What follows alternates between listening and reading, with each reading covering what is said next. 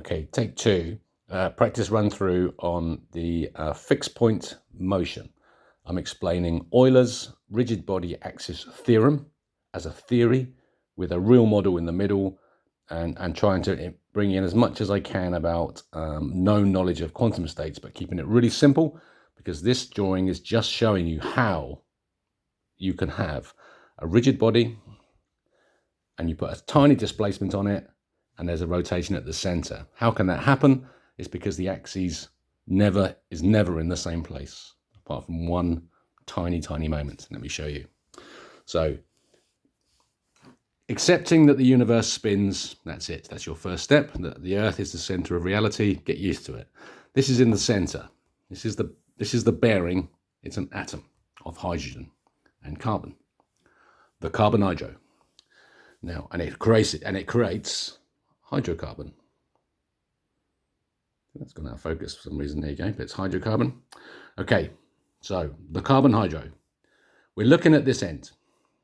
Here's the axis point. It's a dot point, infinitesimal, but nonetheless, it exists as a line that runs through this bearing that needs to turn in a different direction, contrary to its initial force.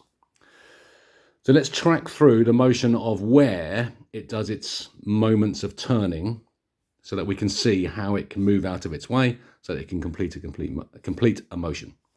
So I've colored it in simple. It's actually yin-yang shaped, of course, because it's forces, but I've just represented the two dimensions, carbon and water.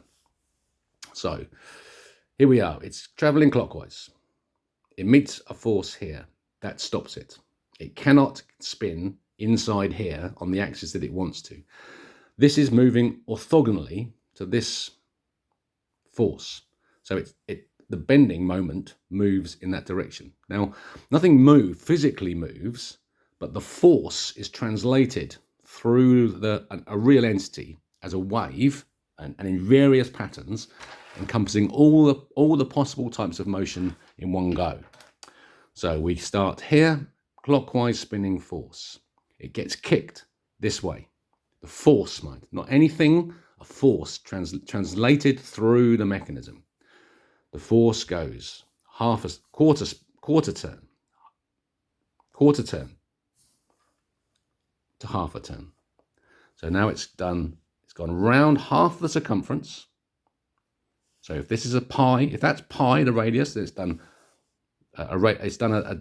a diameter of 2 pi, half of it, and it's got to 180, exactly opposite where it wants to be, because now it wants to spin. It could carry on with its x-axis spinning, but it's now turning the wrong way relative to its start position. So because it's come round the outside, maintaining this, can you see, maintaining the flatness of it's rolling around. So it's flat when it reaches there, the bending moment, but it's going the wrong way. Now what happens is there's a hole, an orifice. The first of the needle jets is here. The jet holes is there. What happens is there's a transform. So it was going to go, so this is now an anti-clockwise rotation, but that's relative to the start position. Okay, so now it does a transform where it goes through the jet and it's now traveling. This is looking at it from the other side, so it's just the opposite view. But because it's transformed, it's now changed its plane. It was up this way, and now it's gone that way. Why? Because there's an orthogonal force operating inside, and it's just going to try to, all the forces must act in the direction of the motion that's already occurring. It's relative to the motion that's already occurring, whether it's contra to it or with it, it's acting relative to the internal motion now. Now, I think it does this. I think these are the energy states that get created. I think there's chirality, a turnaround here. I don't think this is spiral. It could be, right? So the bending moment could now spiral around here, or it could go in jumps, showing the energy states as it gets to the top. So at the very top here, when it's still got momentum it's just carrying the momentum, and it's carrying the original force that put it in there. So we've got force and momentum working together in the same direction, creating additional energy levels, depending on how high up this is spinning, how high up. The speed of the center of the proton controls the energy level that this bending moment can achieve. so that almost the diameter, the radius, or let's say the radius of this circle is controlled by the energy level. So a high energy state proton would produce a larger circumference of light over the top, because this is where the light is created, in this section. This is a glowing ball of light now, with a positive charge in the center, rotating clockwise. What happens now is that this energy is going to be expressed here. So it's fighting against the original spin force there. So whatever happens here is relative to there. And we've got this space in between. So we've got the positive charge, we've got our negative charge. Here I'm showing the electron. And so it can't go through the electron. It's going to go around to meet back where it was. That's where it wants to be. So there's something happening here. It's got very little left, but these things need to be joined down in order to complete a cycle. So the electron does its work here. So it will jump up. It spins as per the x-axis spin.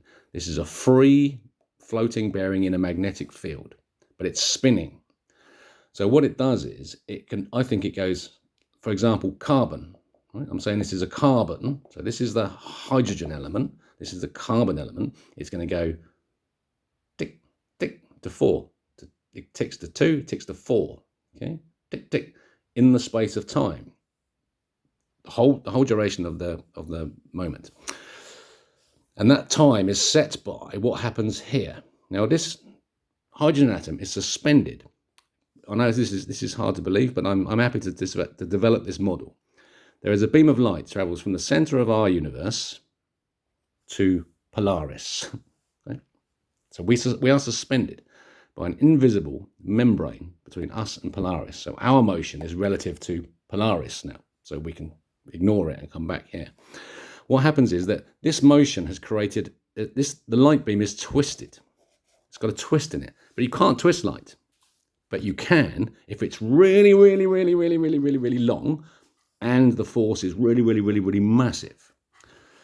So that when we get to the end of the cycle here at the center, what happens is there's enough there to twist the light, just a tiny little bit. Twist the light, and I've shown that here. So remember, the bending moment is now flat. So it's going to go twist a tiny bit, alpha, twist the light. Immediately the light goes, nope, I'm going straight, and it twists back again.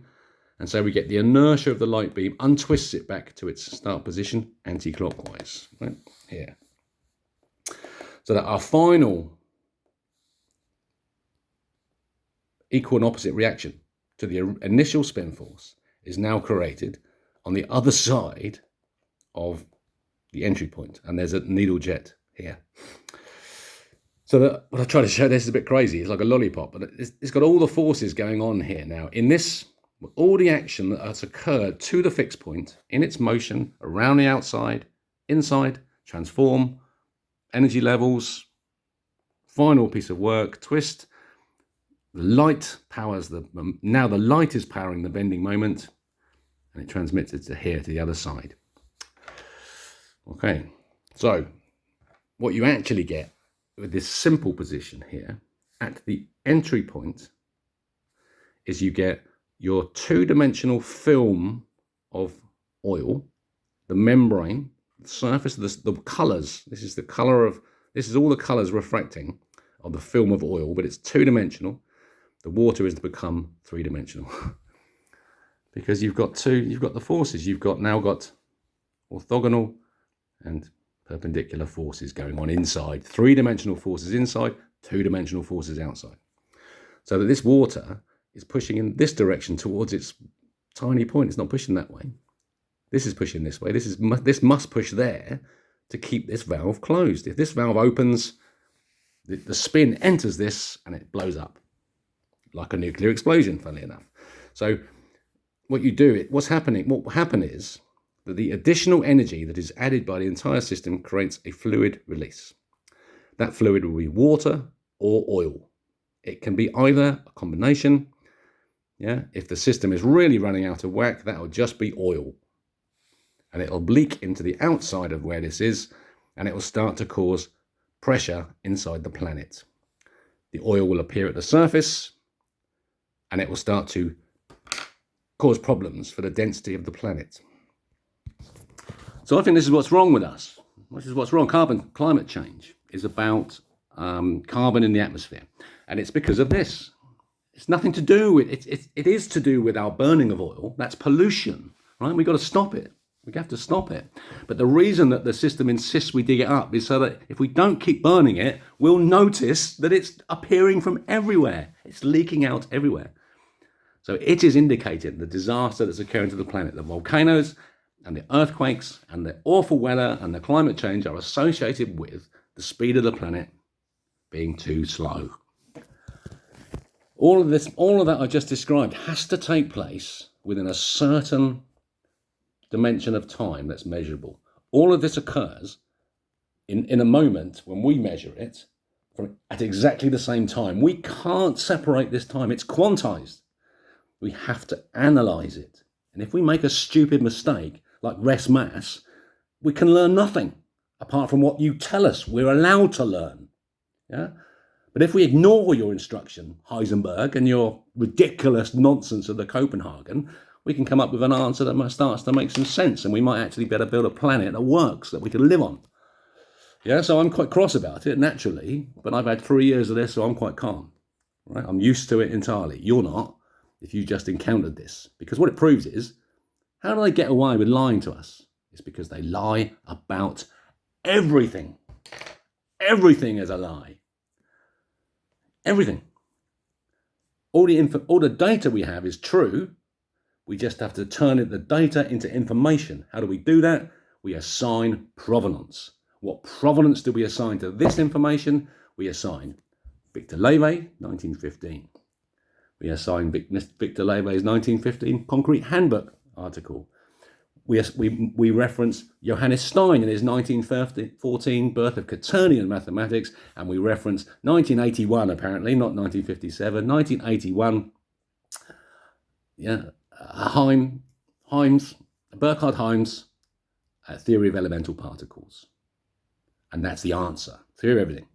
And it solves climate change, it solves psychological damage, it stops the genocide, it sets us up for a future for thousands of years of joy, peace, and love. But, of course, but human nature, everyone will just behave selfishly. Well, let's see, shall we? Welcome to New Earth.